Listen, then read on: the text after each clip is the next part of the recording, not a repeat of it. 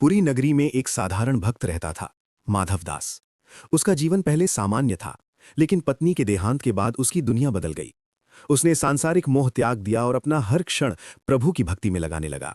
सुबह से रात तक उसके होठों पर बस एक ही नाम रहता, भगवान जगन्नाथ। माधवदास की भक्ति में कोई दिखावा नहीं था।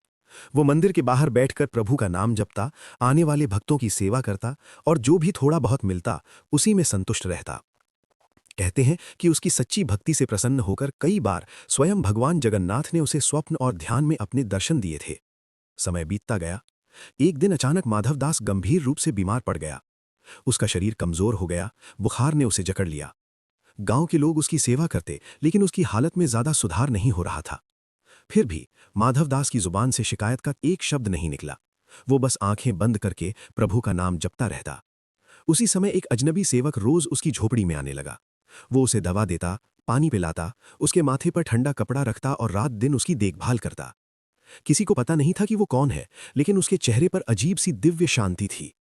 कई दिनों बाद जब माधवदास को थोड़ा होश आया, तो उसने देखा कि वही सेवक उसके पास खड़ा है। जैसे ही उसने ध्यान से देखा, उसका हृदय भाव विभोर हो उठा। उसे समझते देर नहीं लगी कि ये कोई साधारण मनुष्य नहीं, बल्कि स्वयं भगवान जगन्नाथ हैं। आंखों में आंसू भरकर उसने कहा, प्रभु, आप तो सृष्टि के स्वामी हैं। यदि आप चाहते तो मेरी बीमारी एक पल में दूर कर सकते थे।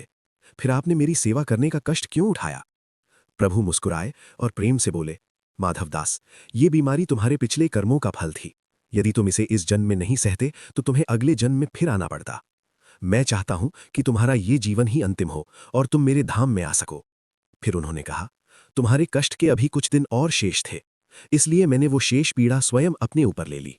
कहते हैं, तभी से हर वर्ष जगन्नाथ मंदिर पुरी में भगवान जगन्नाथ की स्नान यात्रा के बाद वे लगभग 15 दिनों तक विश्राम और रोगावस्था में रहते हैं।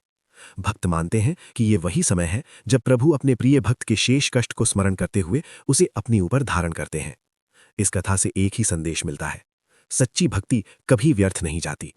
जब भक्त का प्रेम निष्कलंक होता है, तब स्वयं भगवान उसके दुख को भी अपना बना लेते हैं।